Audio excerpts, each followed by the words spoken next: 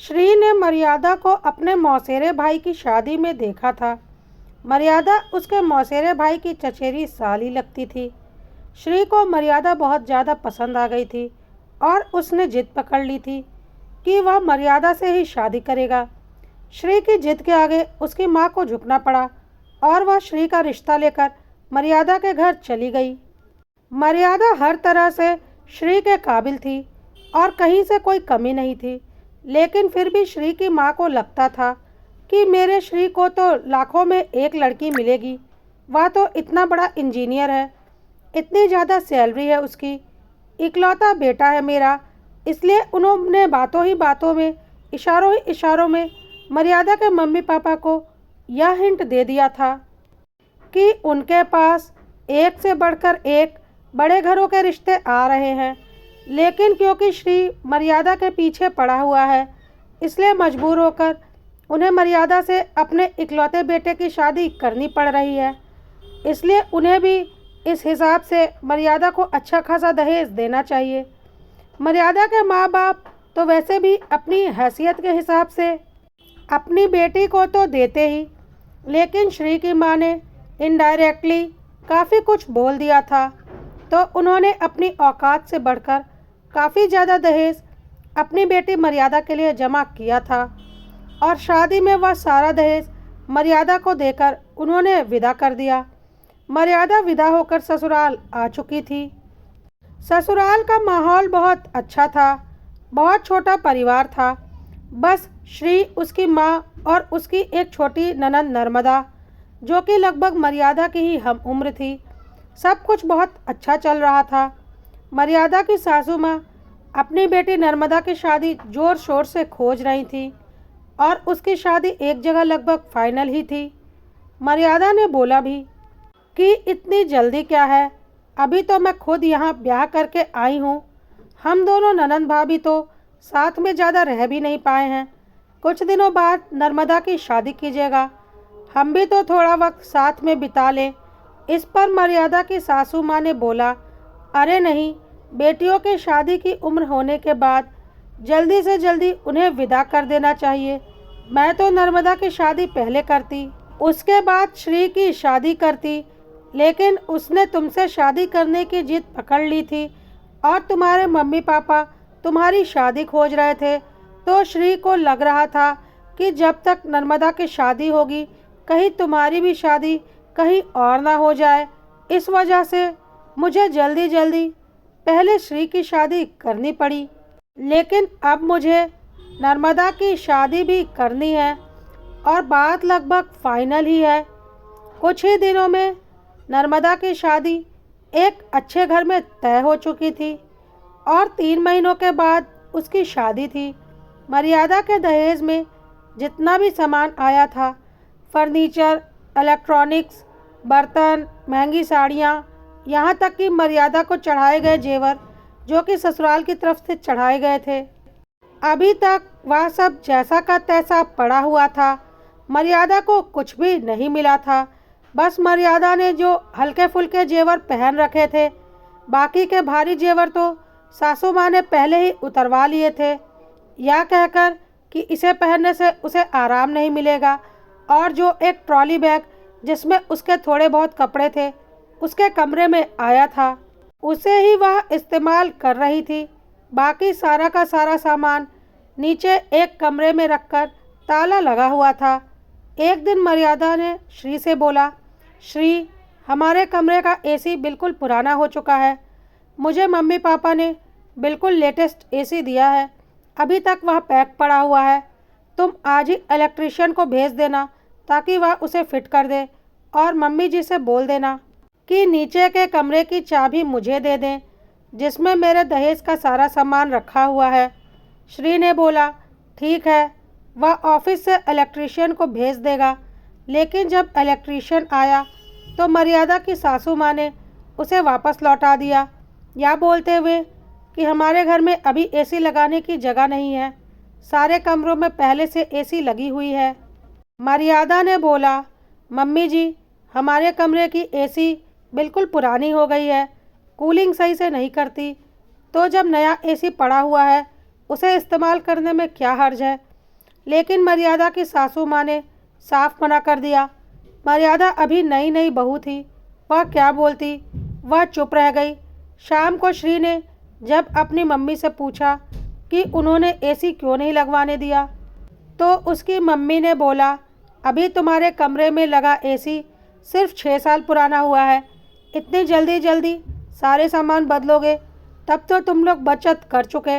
नया सामान आ गया है, इसका यह मतलब तो नहीं कि पुराना सामान खराब हो गया है। श्री को भी अपनी मम्मी की बात ठीक लगी और उसने सोचा 1-2 साल और पुराने एसी से ही काम चला लेते हैं। मम्मी बात तो सही कह रही हैं। अगले दिन मर्यादा ने अपनी मम्मी का दिया हुआ महंगा क्रॉकरी का सेट, जो कि उसके कुछ सामान के साथ उसके कमरे में आ गया था, चाय पीने के लिए निकाल लिया। जिस पर उसकी सासू माँ ने काफ़ी बवाल मचाया और बोला, जब घर में पहले से इतनी ढेर सारी क्रॉकरी मौजूद है तो तुमने यह नया पैकेट क्यों खोल लिया।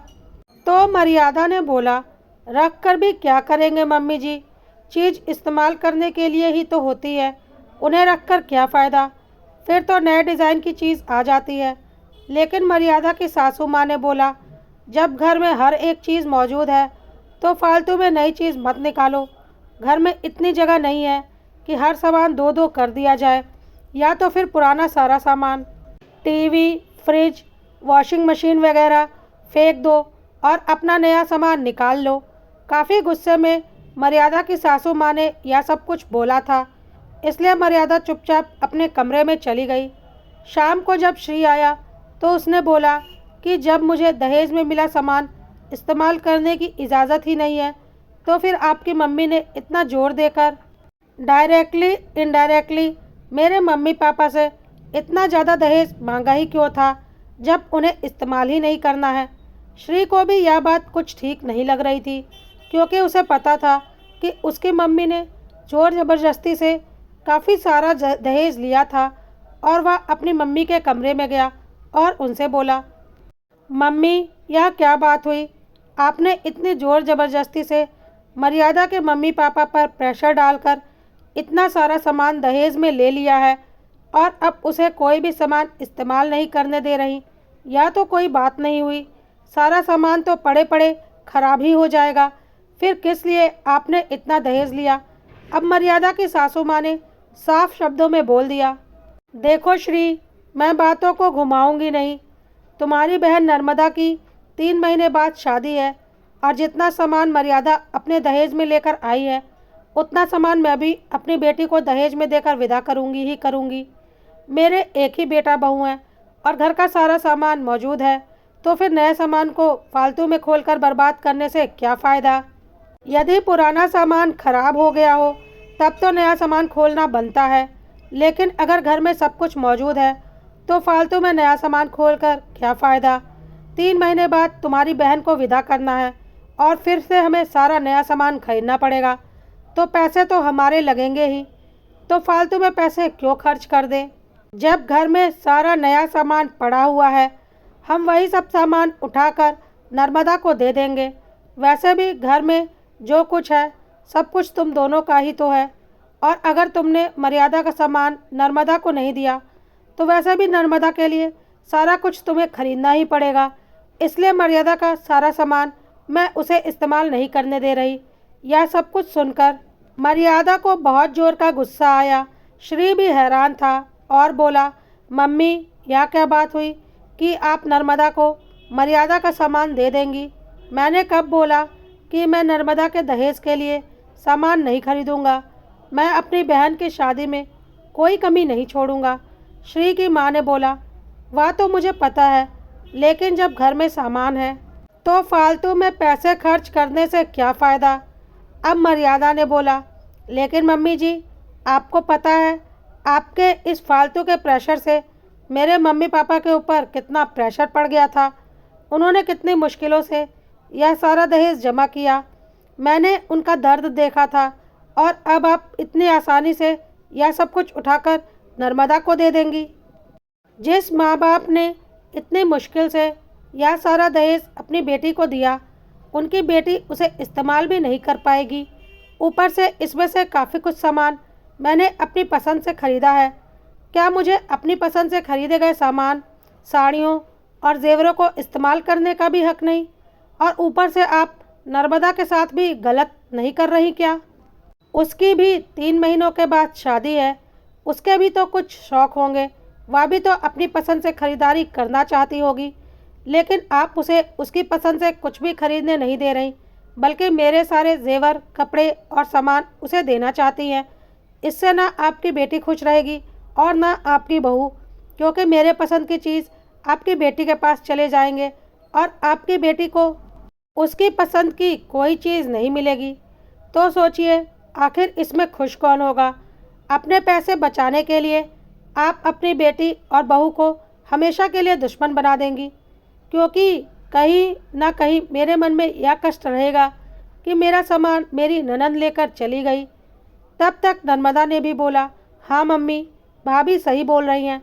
मेरे मन में भी यह मलाल रहेगा कि मैं अपनी भाभी का दहेज लेकर अपने ससुराल आ गई हूँ और मैं अपनी पसंद का कोई सामान नहीं खरीद पाई। आपके बाद रिश्ते तो मुझे भाई भाभी से ही निभाने हैं, तो क्यों छोटी छोटी बातों के लिए आपसी रिश्तों को ख़राब करना? ज़रा सोचिए मम्मी, अगर मैं जो दहेज लेकर जाऊँ वह सारा दहेज मेरी सासू माँ उठाकर अपनी बेटी को दे दें, तो क्या आपको अच्छा लगेगा कि आपने मुझे इतने प्यार से इतना कुछ देकर विदा किया और मेरी सासू माँ उसे मेरी ननंद को दे रही हैं? यह तो ठीक बात नहीं है ना मम्मी। श्री ने नर्मदा और मर्यादा की बातों में हाँ मिलाई और बोला, मम्मी आप फिक्र मत कीजिए, नर्मदा को जो चाहिए, जैसा चाहिए, मैं सारा कुछ दिलवाऊंगा। भगवान की दया से अच्छा खासा पैकेज है मेरा, पैसों की कोई कमी नहीं है मेरे पास। लेकिन मैं मर्यादा का कोई भी सामान नर्मदा को देने के हक़ में बिल्कुल भी नहीं हूँ। इससे सिर्फ रिश्तों में दरार पड़ेगी और कुछ नहीं, और साथ ही साथ मेरे ससुराल से भी रिश्ता खराब हो जाएगा। आपके छोटे से लालच से बहुत से रिश्ते बिखर जाएंगे। मर्यादा की सासू माँ को शायद अब समझ में आ चुका था कि उनका फैसला बहुत ही गलत था, और उन्होंने अपनी गलती मानते हुए मर्यादा का सारा सामान उसके हवाले करते हुए कहा, या लो बहू, अपना सारा जेवर, सामान और साड़ियाँ सब अपने पास रखो और जैसे मन करे इस्तेमाल करो। यह सब कुछ तुम्हारा है और तुम्हें पूरा हक है इन्हें इस्तेमाल करने का। मैं मेरी बेटी को उसकी पसंद की सारी चीज़ें दिलवाकर खुशी खुशी उसे उसके ससुराल विदा करूँगी। बहुत बड़ी गलती करने जा रही थी मैं, लेकिन तुम लोगों की समझदारी ने मुझे इतनी बड़ी गलती करने से रोक लिया। नहीं तो मैं अपनी गलती की वजह से अपनी बेटी और बहू के रिश्ते में खटास पैदा कर देती, जो कि शायद कभी ख़त्म नहीं होती। मर्यादा और नर्मदा एक दूसरे के गले लग गईं और बोली, हम दोनों के रिश्ते में कभी कोई तनाव आ ही नहीं सकता, क्योंकि हम दोनों ननंद भाभी ही नहीं बल्कि बेस्ट फ्रेंड भी हैं। और सब हंसने लगे।